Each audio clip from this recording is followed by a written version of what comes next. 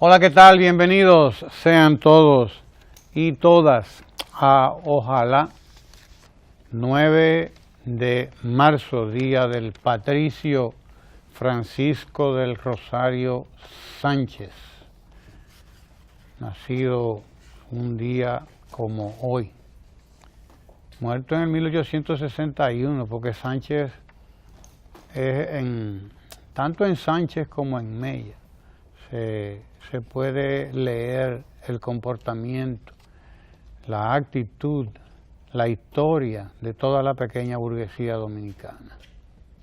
Interesantísimo aquel legado en todo el sentido de la palabra, porque Sánchez tenía una visión bastante dinámica de lo que era y es el hacer político, bastante dinámica, mucho más dinámica probablemente que la que tenía Juan Pablo Duarte. Es posible, aunque las comparaciones ahí no sean tan apropiadas. Patricio Francisco del Rosario Sánchez, hijo de una familia interesantísima, además, sobrino de María Trinidad Sánchez, fusilada por las comisiones militares que instauró Pedro Santana aquí, las comisiones militares que hacían un simulacro de juicio político, juicio militar y juicio en todo el sentido de la palabra. Hay que leer porque además estas comisiones tenían hasta redactores que hacían los de secretarios y llevaban a cabo, instrumentaban un expediente. La gente cree que Santana fusilaba así por quítame esta paja, no. Eran las comisiones militares que él creó para mantener el status quo atero en la República Dominicana, porque Santana era el jefe del grupo social y económicamente más poderoso que había en la República Dominicana de aquel momento. Entonces Santana creó esas comisiones militares para mantener el status quo. Todo el que quisiera salirse de ahí era sometido a juicio militar, a juicio político, a juicio, aquello es interesantísimo. Y dejaban escrito un expediente, un legajo, con todas las acusaciones, etcétera, etcétera. Era un juicio formal el que se hacía, dentro de la formalidad que se puede concebir, desde luego, en lo que es una de esas comisiones militares creadas por Santana. Y fue fusilada María Trinidad Sánchez, tía de Francisco del Rosario Sánchez. Luego sería fusilado Francisco del Rosario Sánchez en 1861, 16 años después que María Trinidad. María Trinidad fue asesinada, fusilada, en 27 de febrero, óigalo usted, de 1845, tía de Francisco del Rosario. Fue fusilada en el primer aniversario de la independencia. Ya usted sabe si Santana otorgaba un valor simbólico a un hecho como ese. A propósito del Día Internacional de la Mujer, que se conmemoramos todos ayer, por cierto, ese Día Internacional de la Mujer. Ayer recordamos también, por lo tanto, el asesinato, el fusilamiento de María Trinidad Sánchez, el primer grupo de fusilados, mártires de la independencia y mártires de la libertad en la República Dominicana. María Trinidad Sánchez encabezó ese grupo, un grupo dentro del cual había también varios hombres. La historia dominicana es una historia impresionante en todo el sentido de la palabra, impresionante en toda su magnitud, en todas las posibilidades en que es posible uno mirar ese microcosmos, ese universo pequeño que era nuestro país en 1844. Debemos recordar que éramos apenas, menos de 200.000 habitantes tenía el país. 125.000. Menos de 200.000 habitantes. Usted sabe lo que es eso. Decía Juan Bosch que había que tener una fe de las que mueven montañas. decía Bosch. Había que tener una fe de las que mueven montañas para pretender que en un país tan chiquito, tan pobremente poblado, apenas 125, 150 mil, óigalo, 150 mil, póngale usted que sean 200.000 habitantes. Y lo que arroja el censo de la época es que el país tenía menos de 200.000 habitantes. Y sin embargo, en un territorio como este, pequeño también, en comparación con otros territorios continentales, por ejemplo, territorio pequeño, con apenas menos de 200.000 habitantes, implantar una república y mantener la sangre y fuego no era cualquier cosa, no era cualquier cosa. Y eso lo pensó Juan Pablo Duarte, lo materializó Juan Pablo Duarte junto con un grupo de patriotas del estilo del corte de Francisco del Rosario Sánchez y Matías Ramón Mella, y lo hicieron posible, es decir, el esfuerzo, el trabajo, la fe, como decía Bosch, esa fe que mueve montañas, permitió que aquí se estableciera una nueva república independiente con todos los avatares por los que tendría que pasar a partir de ese 1844, de ese 27 de febrero, en que Francisco del Rosario Sánchez, por cierto, tuvo una destacadísima actuación en ese 27 de febrero, que Duarte no estaba en el país. Quienes estaban ahí eran el grupo trinitario importante, encabezado por él, por Sánchez y por Mella, desde luego, y bueno, por todo el otro grupo de trinitarios que quedaron en el país, que no habían sido expulsados por los haitianos cuando descubrieron la conspiración que encabezaba Juan Pablo Duarte, precisamente. Recordamos hoy a un patricio no solamente admirable, memorable en todo lo que fue, porque siendo además una persona pobre, porque Sánchez no era de origen rico, Sánchez era pobre, pero era un pequeño burgués. Y en la época de Sánchez se sabía cuál era el valor de la educación y él fue un autodidacta prácticamente. Estudió por sí mismo y se hizo casi abogado. No había quien diera el título en aquella época, desde luego, pero él se preparó, se hizo un abogado de hecho, diríamos de oficio, un defensor, y ejerció además, vivió de eso por un tiempo,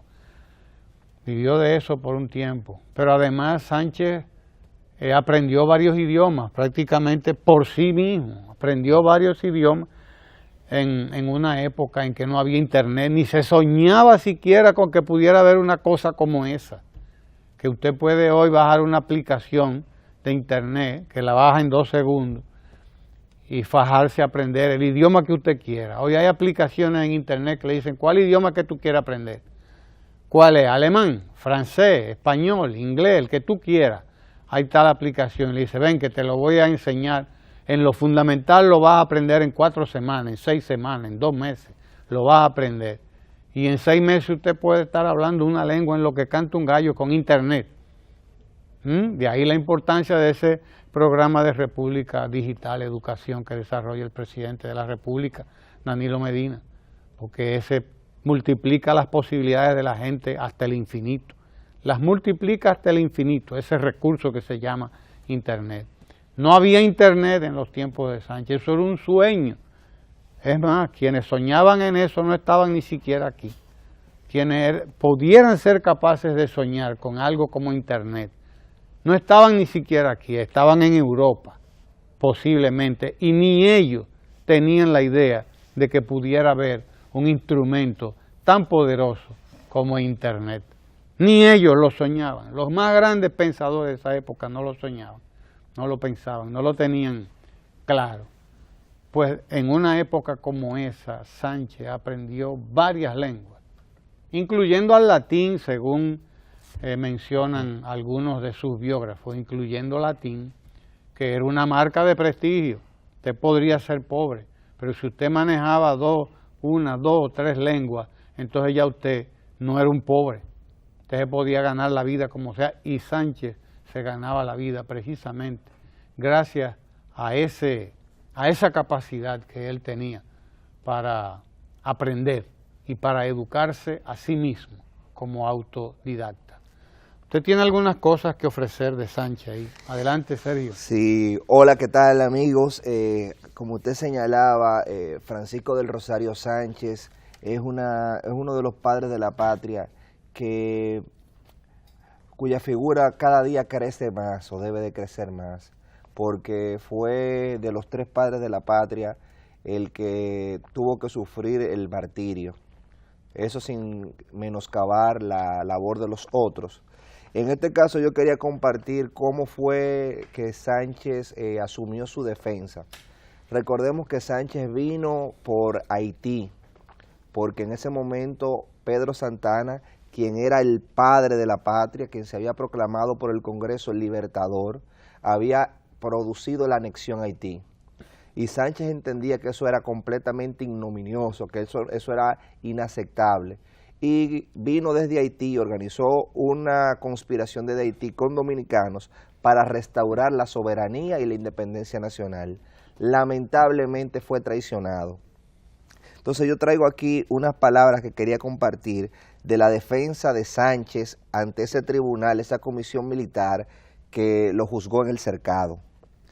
Él dice: si ha de haber una víctima, que sea solo yo, porque fui yo quien los conquistó. Yo fui quien les dije que debían cumplir con el deber de defender la independencia dominicana para que no nos fuera robada. De modo pues que si hay una sentencia de muerte, que sea contra mí. Y dirigiéndose al fiscal Pimentel, dijo solemnemente: he echado por tierra vuestra acusación. Para enarbolar el pabellón dominicano fue necesario derramar la sangre de los Sánchez. Para arriarlo se necesitó también la sangre de los Sánchez. Cumpla entonces este consejo su mandato. Terminó por amarrarle, amordazarlo y gritó: viva la República Dominicana. Eso fue ante la comisión militar que lo estaba juzgando. Entonces, usted señalaba con el sacrificio que él hace mención ahí de la sangre de los Sánchez. Ciertamente una mujer fue asesinada en el primer aniversario de la República, y él lo dice con orgullo: para crear la independencia fue derramada la sangre de los Sánchez, y para mantenerla, si es necesario, vamos a hacerlo también.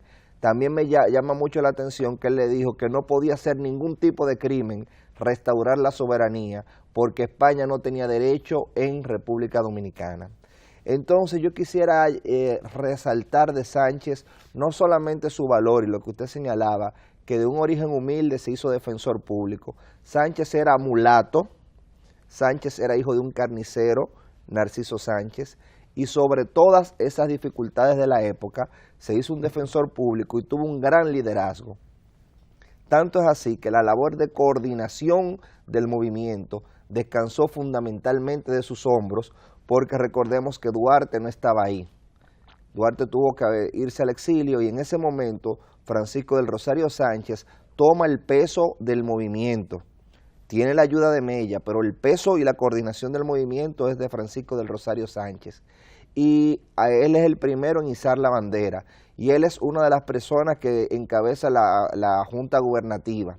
Lo que pasa es que para hacer la independencia hubo que hacer una alianza con ese sector poderoso que en ese momento eran los ateros, que terminó traicionando y entendiendo que la patria eran sus propios intereses de clase. Entonces, ¿qué yo quiero resaltar? Que la visión de Sánchez, en una visión anti-haitiana, él lucha contra los haitianos, pero su visión no es anti-haitiana, su visión es pro-dominicana, su visión es pro el patriotismo dominicano. Y cuando se produce la anexión, que para muchos, como Pedro Enrique Ureña, es la verdadera independencia, porque termina de consolidar lo del 27 de febrero, Sánchez entiende que ese imperio español es el verdadero enemigo de República Dominicana, porque ya la independencia estaba hecha de Haití, ya nosotros éramos soberanos, y Haití es un pueblo que hizo su independencia, un pueblo esclavo que hizo su independencia y ha pagado un alto precio por eso. Pero nosotros estábamos luchando contra un imperio y así se produjo la anexión y la restauración de la República Dominicana, que es una epopeya única. El profesor Juan Bosch, al referirse a lo que fue la Guerra de la Restauración, dice que fue la revolución más importante que hemos tenido, porque esa revolución marcó primero un deseo de República Dominicana de identidad, pero segundo, fue el cambio de la estructuración económica en República Dominicana. Los ateros, ya como clase social, estaban en decadencia y la pequeña burguesía y la burguesía de los tabaqueros del tabaco tomó el mando del país con la intención de organizar a República Dominicana como una república según el modelo norteamericano y el modelo que estaba de moda en esa época, que estaba vigente en esa época. Por eso tenemos una estructuración de la república siguiendo el modelo presidencialista norteamericano. O sea, Estados Unidos y sus libertades nos sirven de ejemplo, y la revolución de los restauradores elimina la monarquía, porque España era una monarquía y nosotros pasamos a ser una colonia. Entonces es la reafirmación de nuestra vocación de ser un Estado independiente. En otra tesitura yo quería resaltar, a propósito del tema de la independencia, el tema de la frontera. La soberanía nacional necesita la protección de la frontera, y en ese sentido los pasos que se están dando en la protección de la frontera son indiscutibles. Por primera vez se están utilizando tecnología de punta en la frontera, y por primera vez hay un rígido control como nunca antes. Miren ahí imágenes de lo que ha pasado y lo que está pasando en la frontera, donde se han integrado más de 200 motores. Se han integrado miles de personas, 900 más, suman 6.500 militares protegiendo la frontera, y se está protegiendo inclusive el mercado binacional. O sea, hay por primera vez un control, en esos mercados se entraba de todo, hay por primera vez un control de lo que llega a esos dos mercados binacionales. Miren ahí los drones, que tienen inclusive una tecnología para detectar por la temperatura donde hay movimiento de personas. Un dron puede abarcar 10 kilómetros, como en vuelo, sí, cosa que no es posible para un ser humano. Un dron, ahí están los drones, sí, que se integran a la vigilancia en la frontera. Un dron de estos puede volar hasta 10 kilómetros, a una altura además considerable, una altura considerable, de cientos de pies. Y visualiza lugares inaccesibles, porque la frontera es una creación humana. La isla naturalmente no tiene fronteras. La frontera es producto de la evolución de las sociedades que la construyen. Claro. Y por ahí, en ese paso natural, y más las personas que lo conocen, cualquiera podía meterse y se puede meter. El dron facilita eso, que por lugares inaccesibles, donde no hay carretera, donde hay lomas, hay una vigilancia que permita proteger el perímetro de la República Dominicana. Esto es importante porque la gente tiene que saber y debe confiar en que tiene un gobierno que está dedicado a defender su frontera, su territorio, sobre todo a garantizar que el flujo migratorio que haya entre Haití y República Dominicana sea el flujo migratorio legal, el flujo migratorio natural, normal, que se da en todas las sociedades del mundo. La gente tiene que estar confiada, segura, tranquila. No es cierto, como dicen algunos vociferantes por ahí, que este es un país abandonado a su suerte. Toda esa gente que anda vociferando por ahí y hablando de una supuesta invasión haitiana y todo eso disparate que vienen diciéndose aquí desde Pedro Santana, porque los ateros fueron los que comenzaron la cosa, desde luego. Los ateros de Pedro Santana fueron los que comenzaron. Metiendo miedo. Porque esa era su justificación, además. La justificación a la existencia de Pedro Santana y de los ateros era precisamente la lucha y la guerra contra Haití en aquel momento. Esa era la justificación de Santana. Inclusive constitucionalmente, el famoso artículo 210 que se le injerta a la Constitución de 1844, precisamente dice que mientras durara la guerra, el presidente podía tomar todas las medidas que entendiera, de cualquier índole, sin responsabilidad. Sin responsabilidad. O sea, eliminaba, mientras existiera ese problema haitiano, podía hacer lo que él quisiera, violar la Constitución completa que estaba él proclamando, sin ningún tipo de responsabilidad. Y si no hay responsabilidad, puede hacer lo que quiera. Claro, violar los derechos humanos, los derechos ciudadanos, desconocer a la República como la desconoció, entregándola a España, cuando ya el sector social que él representaba estaba en decadencia. Pues entonces entregó el país a España, para que usted vea y tenga una idea también. Pero, profesor, yo quería señalarle algo, ahora que usted dice eso, y me acordé inmediatamente. Hay un discurso que es muy contradictorio. Primero, por un lado, la República Dominicana va a la debacle. Esto es insostenible. Ese crecimiento es ficticio.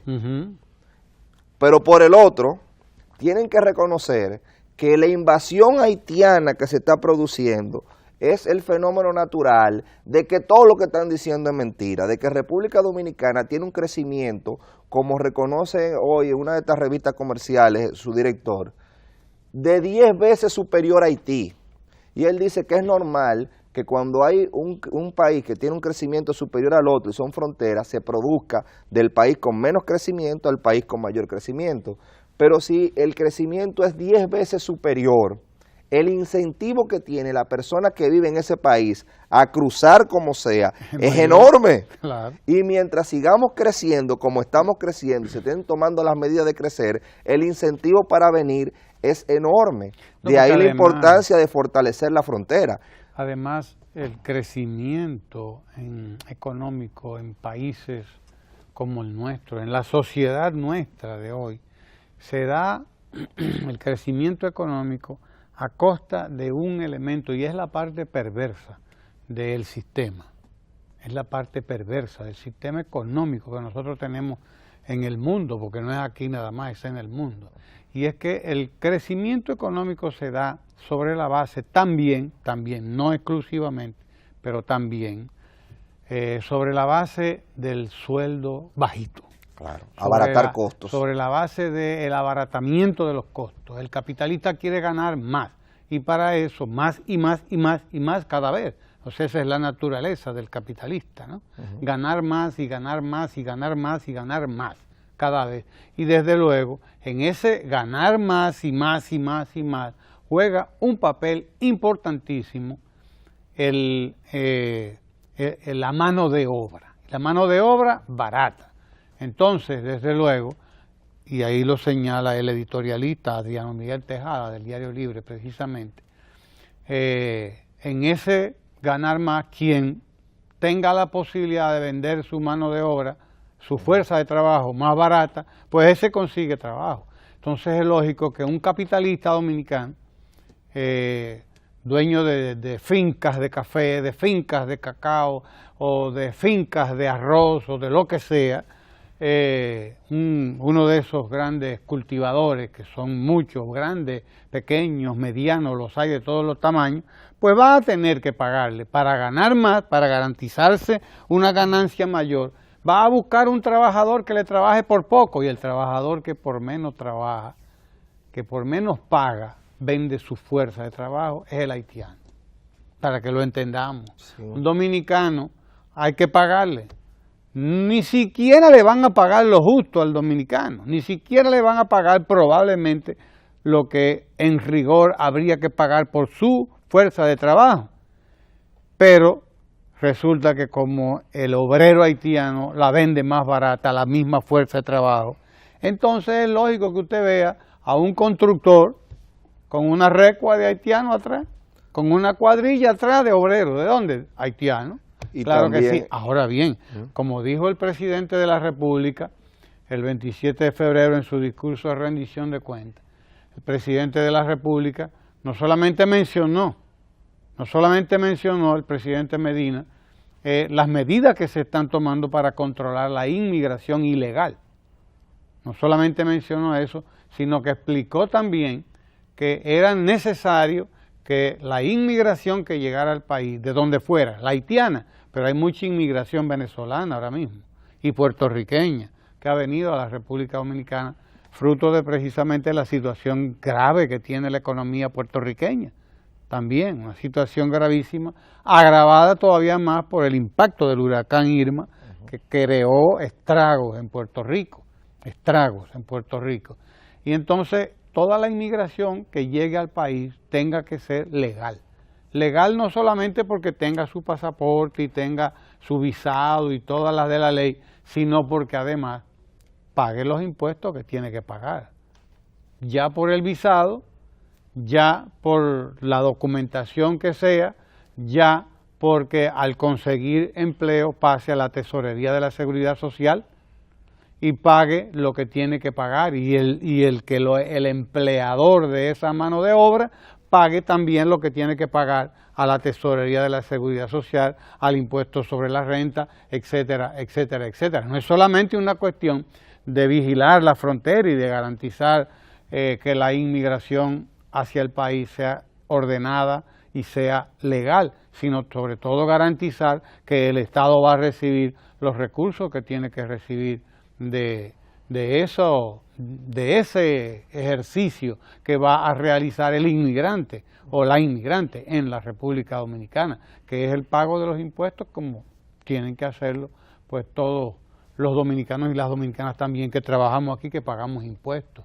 Aquí está Kenia, nuestra querida compañera de Indubán, de las industrias vanilejas, y del Café Santo Domingo, que viene todos los días a compartir con nosotros aquí en Ojalá, porque aunque usted no lo crea, Kenia es fanática de Ojalá. Kenia no se pierde a Ojalá. Ahora Kenia se va, nos dejó el café, pero ella va ahora a ver a Ojalá, allí en el... ¿Verdad que sí, Kenia? Di que no. Gracias por ese Café Santo Domingo a Kenia y a Industrias Vanilejas. Y lo que queremos decir es esto, y lo que quiso decir el presidente de la República el 27 de febrero es que nunca como ahora la República Dominicana ha estado también defendida en sus fronteras, tanto de tierra como de aire como de agua, porque las fronteras no solamente son las de la tierra, no solamente se dan por tierra, también hay unas líneas divisorias que establecen cuál es el espacio aéreo, cuál es el espacio marítimo de cada país, y en este caso nosotros hemos hecho una altísima inversión, como decías tú, Sergio, en una cantidad impresionante de drones, motores, helicópteros, camionetas, barcos, patrullas de mar, que también estarán vigilando nuestras fronteras en todos los lugares. Es medio centenar de vehículos. Sí, más de 50 vehículos de diferentes tipos, de diferente naturaleza, 3 helicópteros, hablaba el presidente también, y además de eso los drones, que son un recurso muy importante, estos drones, porque un dron tiene un alcance, un rango de hasta 10 kilómetros, que usted puede imaginarse lo que significa para un ser humano, sea guardia o no guardia, cubrir un área de 10 kilómetros. Y nosotros tenemos ahí pues 30, 40 drones, que si usted multiplica eso por 10 kilómetros, estamos hablando de un recurso que nos permite mantener una vigilancia 24 horas del día en 400 kilómetros, si fuese necesario, en 400 kilómetros, para que entendamos. Aparte de eso, pues se suman los puestos de chequeo que han sido reforzados esos puestos de chequeo, los diferentes puestos de chequeo que hay a lo largo del camino hacia la vecina República de Haití. Nunca como ahora habían estado tan bien controladas las fronteras en la República Dominicana y nunca como ahora había estado tan bien regulada la inmigración en la República Dominicana. Nunca como hoy, porque tenemos un aparato teórico, que son las leyes y todo eso, pero tenemos un aparato institucional también, creado con el Plan Nacional de Regularización que empezó a poner en marcha el presidente Danilo Medina en el 2014, a fines del 2013, cuando se produjo la sentencia del Tribunal Constitucional que jondeó sobre los hombros del presidente Medina, algo que no había ocurrido con ningún presidente en la historia de la República Dominicana. Eso no había ocurrido con ningún presidente en la historia de la República Dominicana. Echarle sobre sus hombros el peso de lo que significa controlar un fenómeno tan vasto, un fenómeno tan complejo y un fenómeno tan delicado y difícil, porque tiene que ver con relaciones internacionales, con política internacional, como lo es este tema.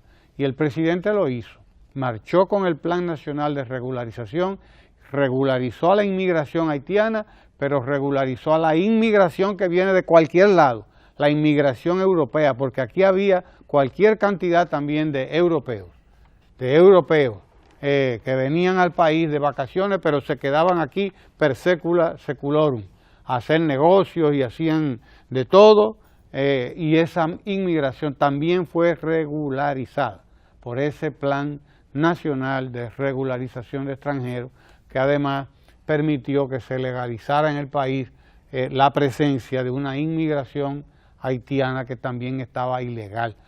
Más de 250 mil haitianos fueron regularizados y regularizados incluso por sus propios empleadores, porque a muchos de esa mano de obra la regularizó o la regularizaron sus empleadores, que tuvieron que ir a pagar sus impuestos y que desde entonces tienen que pagar impuestos en el país. De manera que esa es una conquista del presidente Danilo Medina también, junto con todas las otras que hay que mencionar. Sí, sobre ese mismo plan yo quería resaltar unas declaraciones que dio la persona nominada como embajadora de Estados Unidos en la República Dominicana. La prensa nacional la resalta, le da distintos matices, y hay quienes inmediatamente ven ese tipo de declaraciones, alzan las banderas y remenean y se alegran porque le dan un discurso. Cuando tu único discurso es meter el cuco con el tema haitiano, cualquier declaración que veas desde fuera te va a parecer una excelente noticia porque te da vigencia. Hay personas que nada más tienen vigencia cuando tocan el tema haitiano. Entonces, yo quiero primero señalar, a propósito de lo que usted indicaba del plan de regularización, lo siguiente. La sentencia 168, que para mí crea un lío, porque mete inclusive efectos retroactivos, ese lío que creaba podía generar que un grupo de personas que habían nacido en República Dominicana desde 1929 quedaran como apátridas. ¿Qué significaba eso? Que dado que Haití, aunque su constitución garantiza que donde quiera que nazca son haitianos, pero al no tener un control efectivo de sus nacionales, al tener tanta debilidad, esas personas que estaban acá iban a quedar ni de un lado ni de otro. Entonces el plan de regularización lo que hizo fue que personas que eran descendientes de esos inmigrantes ilegales que tenían mucho tiempo residiendo aquí y otras personas que ya tenían mucho tiempo residiendo acá, se abriera un canal para regularizar y cumplir con una obligación internacional que prohíbe la deportación masiva de extranjeros. Había una sentencia de la Corte Interamericana de Derechos Humanos que en ese entonces todavía era vinculante, porque el propio Tribunal Constitucional, que después le negó la vinculación a esa Corte, cuando hablamos de que una Corte sea vinculante, es que las decisiones que se tomen en esa Corte se puedan aplicar de pleno derecho a República Dominicana. Nosotros habíamos firmado una convención en 1978, que es la Convención Americana de Derechos Humanos, convención hecha en Costa Rica en 1969. Esa convención establecía una Corte y una comisión. Si tú no firmabas un documento posterior que se llamaba ratificación de la jurisdicción contenciosa de la Corte, tú no ibas a ser juzgado por esa Corte, pero la comisión sí podía hacer informes. ¿Qué pasa? En 1998 se firmó la aceptación de la jurisdicción contenciosa de la Corte, lo que significaba que nosotros podíamos ser declarados responsables internacionalmente por esa Corte. Esa Corte Interamericana lo que busca es preservar que ese acuerdo que se firmó se cumpla. Y cuando los estados a nivel interno no han dado respuesta, se supone que la Corte Interamericana la da. Es complementario de las jurisdicciones nacionales. ¿Qué pasó? Que República Dominicana, vía su Suprema Corte de Justicia, que era el órgano que tenía en sus manos el control de la Constitución. ¿Qué si decimos eso? Que tenía la garantía de que la Constitución se cumpliera. Cuando hablamos de control de Constitución estamos hablando de eso. ¿Quién es el garante de que se cumpla la Constitución y de que se evitan que se produzcan actos que la violenten? La Suprema Corte de Justicia era el garante de eso y había dicho que esa Corte era vinculante. Hay una famosa resolución que establecía que en el 2003 la Suprema Corte de Justicia establecía que el sistema constitucional dominicano se encontraba compuesto por disposiciones de igual jerarquía, la Constitución por un lado y esos tratados internacionales por otro. Entonces, el Tribunal Constitucional en principio asume también esa posición, pero después entiende que esa ratificación que se hizo en el 98 no fue llevada al Congreso, por lo tanto no es vinculante. Entonces, a partir de ahí lo entiende, pero ya por un principio que se llama estopel en el derecho internacional, cuando un Estado fija una posición, no puede cambiarla. Entonces teníamos ese lío jurídico de que había una serie de obligaciones internacionales como garantizar de que no se produjeran apátridas, y ese lío le quedaba al presidente. ¿Qué hace el presidente? Busca una solución que preserve los derechos humanos por un lado y garantice el cumplimiento de esa decisión, que al presidente solamente le toca obedecerla. Porque escuchen algo, en República Dominicana, a pesar de que la gente muchas veces tergiversa las cosas, aquí hay un equilibrio de poderes en el sentido de que hay todo un armazón institucional y el presidente no es el que decide todo. Aquí hay un poder judicial, aquí hay un poder legislativo, pero sobre ese poder judicial, legislativo, inclusive un poder municipal, que no es conocido en la Constitución con ese rango, pero sí existe un poder municipal. Aparte de ese poder y un poder electoral, existe el Tribunal Constitucional, que es un suprapoder, que está por encima de todos y cuyas decisiones se le imponen a todos. Entonces, al tomarse esa decisión 168-13, el presidente tenía el problema de que tenía que garantizar que se cumpliera esa decisión, pero no violar los derechos humanos. Por eso el plan de regularización, que reconoce una realidad que está ahí. Entonces, gracias a ese plan de regularización, se impidió que hubieran apátridas en República Dominicana, y cuando la persona que está nominada como embajadora a República Dominicana, de Estados Unidos en República Dominicana, va a la comisión del Senado, porque allá el presidente propone una persona como embajador, pero es el Senado que lo ratifica o no lo ratifica, ella tiene que ir a una comisión y el Senado evaluar si tiene la capacidad para ser la embajadora de Estados Unidos acá. Ella dice que ella tiene una vinculación con los derechos humanos porque ella es de origen judío y fue expulsada de Rusia. Y señala inclusive que República Dominicana tuvo un papel muy solidario con los judíos, lo cual es cierto.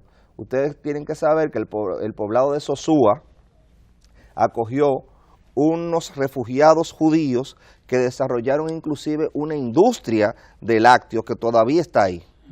Entonces ella resalta que ella tiene esa vinculación afectiva porque como judía expulsada vio que República Dominicana dio ese calor y cuando le preguntan de la sentencia dice que va a buscar que no hayan apátridas. Yo creo que ella actuó sin saber ni tener la suficiente información, pero no creo que sea parte de una conspiración para obligarnos a nosotros a asumir un problema que ya ha sido resuelto y que se está resolviendo cuando se refuerza en la frontera y por el otro lado se comienza la aplicación de la ley laboral.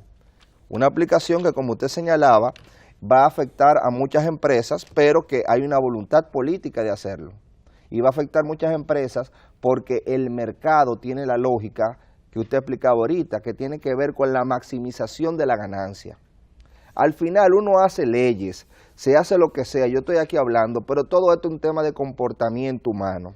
¿Qué significa eso? Que el ser humano en su interacción va a buscar maximizar el beneficio y va a buscar, aparte de maximizar el beneficio, tener en los menores costos posibles. Entonces, por un asunto de mercado, por un asunto de maximización de beneficio, es natural en todos los lugares del mundo que los empresarios busquen los huecos que le permiten gastar menos, abaratar sus costos y tener más ganancias. Entonces ya yo veo a la gente de la Junta Agroempresarial Dominicana diciendo que no están de acuerdo con que se aplique el 80-20. Entonces mucha gente está diciendo que el presidente no aplica la ley, pero el presidente ha sido respetuoso de una realidad que está ahí y ha tomado todas las medidas integrales para garantizar, primero, la soberanía y segundo, el respeto a los derechos humanos. Ustedes los abogados son una cosa grande. No los deja hablar y se cogen el programa para ellos. Pero mire, ayer el presidente de la República, eso no lo ha dicho el abogado, tengo que decirlo yo ahora. Ayer el presidente de la República estuvo en Los Hidalgos, en Puerto Plata, para que usted lo sepa, es bueno que lo sepa. El presidente Medina estuvo entregando ayer el hospital Rafael Cantizano Arias, hospital nuevecito de cajeta, que les ha construido el presidente a los hidalguenses y a todas las comunidades de alrededor de Los Hidalgos de Puerto Plata. Estamos hablando de más de 10.000 residentes de toda esa zona, 10, 15.000 personas que viven en toda esa zona de por ahí, de Los Hidalgos, etcétera. Ayer anduvo el presidente entregando un hospital nuevecito, como ustedes pueden ver, con todas las de la ley, con toda la tecnología que hoy se requiere para garantizarle a la gente lo que quisieron garantizarle los trinitarios con la revolución independentista del 27 de febrero de 1844, a propósito de conmemorar hoy el nacimiento del patricio Francisco de Rosario Sánchez. Todo lo que se requiere para garantizar eso a que aspiraban los trinitarios, porque hay gente que quiere reducir la acción de los trinitarios y de Duarte y de todos los patriotas, reducirla a la independencia, sí, pero óigame, la independencia no se come, la independencia no es lo que se sirve en la mesa todos los días. Usted no va a mantener un país con independencia nada más, o con patriotismo. Aquí hay gente que se cree que lo que se come es el patriotismo. No, lo que se come es lo que se siembra. Es la batata, es el plátano, es la yuca, es el ñame, son los víveres, son las viandas, como decía la gente antes, ¿verdad? Y el arroz, y todo lo que hay que comer para estar vivo. O sea que usted, sea la independencia y al patriotismo, que tienen muchos de estos dominicanazos que hay aquí, que son más patriotas que Juan Pablo Duarte, si a eso usted no le agrega las tres calientes, como decía Juan Bosch, allá en el 63, si a eso usted no le agrega las tres calientes, olvídese que el patriotismo le va a entrar a la gente por un oído y le va a salir por el otro. Y la independencia le va a entrar por un oído y le va a salir por el otro. Es decir, a la independencia, al patriotismo, a la soberanía y a todos esos conceptos bellísimos que maneja la gente, la democracia, los derechos, si a todo eso usted no le agrega buenas escuelas, buenos hospitales, buenos trabajos y además le agrega buena comida, olvídese que a la gente le importa un comino. la democracia, la independencia, el patriotismo, lo que sea. Sí, señor, eso le va a importar poco a la gente. La gente se va de los países cuando en los países no se les garantiza salud, educación, oportunidades, trabajo. Cuando usted no le garantiza lo fundamental, la gente se olvida de todo eso y se va. Y no solamente eso, se va renegando incluso, se va renegando en contra del país y en contra de todo el que se quedó ahí en ese país. Sí, porque que la gente no come independencia. Eso no se come. ¿Usted ha visto a alguna gente comiendo independencia? De que dame un pedazo de independencia con... ¿usted ha visto? Eso no se ha visto nunca. Con soberanía. Con soberanía, eso no cuadra. Sí, yo quiero la independencia y la soberanía y la patria, la democracia y todo, pero no hay patria. No hay patria si usted no le asegura a la gente un trabajo, un empleo, como decimos nosotros.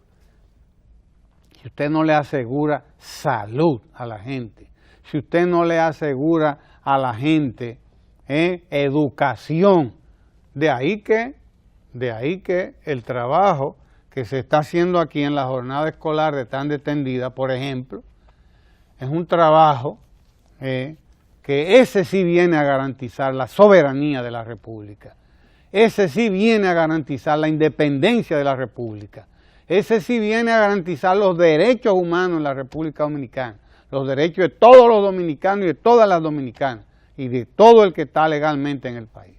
Ese trabajo que está haciendo el presidente, porque la jornada escolar de tan extendida, esa jornada escolar de tan extendida, garantiza la defensa de la soberanía del país, porque garantiza la construcción de un dominicano y de una dominicana bien comido, bien papiado, que va a defender su país. Y bien formado. Y bien formado, además de estar bien comido, bien papiado, como dice la gente,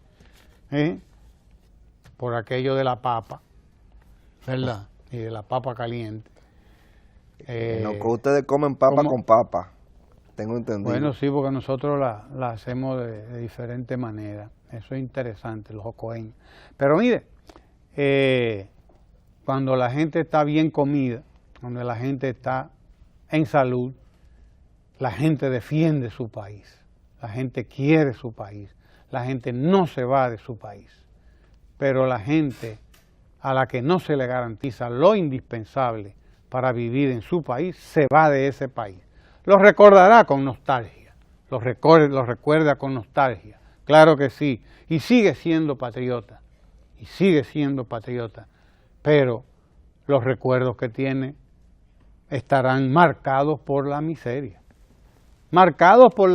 y todavía hay dominicanos y dominicanas, por ejemplo, que se fueron de aquí hace 20, 30, 40 años, se fueron de la República Dominicana.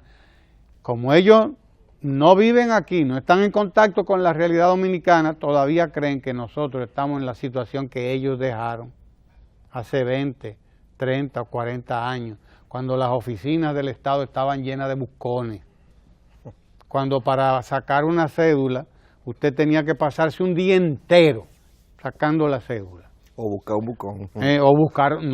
Tenía que buscarlo obligado, si no, alístese a pasar días buscando la cédula, o la licencia, o el pasaporte, o lo que sea. Aquellas filas había que verlas. Un acta de nacimiento que era una cosa elemental. Había que hacer aquellas filas y perder un día, medio día de trabajo, perderlo. Ellos creen que esa es la República Dominicana que ellos dejaron y que sigue así. Muchos de ellos. Ya muy minoritario, porque yo creo que todo el mundo lo sabe, la gran transformación que hay. Yo estoy en un chat que tengo familia que son opositores abiertos al gobierno. 2 de ellos tienen una MIPYME aquí y una pyme. Y ellos estaban acabando, que esto está insoportable, que la inseguridad, etcétera, etcétera. Y de buena primera alguien toca el tema de uno de los negocios de ellos que ganó una licitación. Y ahí dijo, ya estos no son come solo, y el otro tuvo que reconocer que ha ganado 2 licitaciones pequeñas porque se transparentó y cambió la forma de contratación pública. Entonces yo creo que la gente lo sabe. Se viene a República Dominicana y se respira un aire diferente. Seguimos siendo referencia para la región. Cuando toda la región creció, tuvo de crecimiento y crecimientos inferiores, República Dominicana creció un 4.5%. 4.6. Hay un testimonio que yo quiero compartir de la inauguración de ayer del Hospital Rafael Cantizano Arias de Los Hidalgos. Búsqueme ese testimonio que está ahí en la página de la presidencia, probablemente debe estar ese testimonio. Sí, testimonio interesantísimo de ese hospital que fue entregado ayer en Los Hidalgos, el Hospital Rafael Cantizano Arias.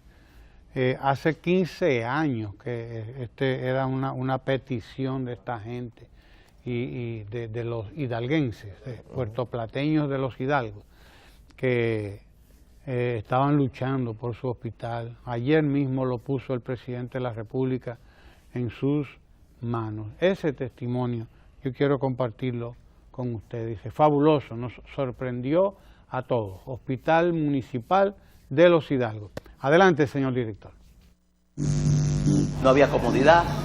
Aquí cuando llovía estaba demasiado destruido ya y esto tenía muchos años.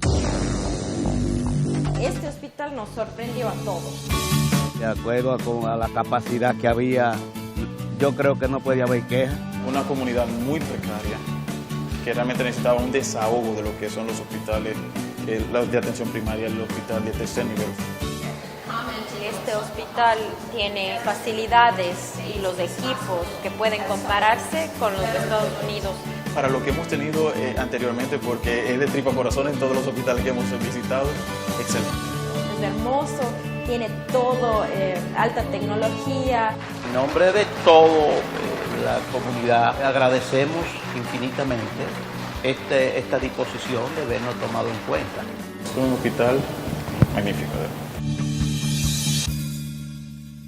Hospital magnífico, dice el doctor, el de Los Hidalgos, y así se está llenando la República Dominicana de hospitales magníficos.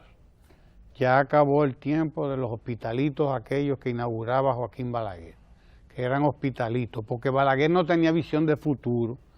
Balaguer no entendía que las poblaciones crecen, como la tuvieron, por ejemplo, esos europeos que poblaron Estados Unidos, que por eso usted ve hoy edificios viejísimos, edificios vetustos, porque son edificios que tienen 100 años, 150 años, pero que fueron pensados en aquel momento cuando los construyeron, hace 100 años, por gente que decía, hoy somos 1000, pero mañana seremos 2000 y después seremos 3000 y 4000 y millones. Entonces se piensa en el futuro, y Balaguer hacía escuelitas, por eso, porque él no tenía visión de futuro. Él creía que el país se iba a quedar todo el tiempo del mismo tamaño.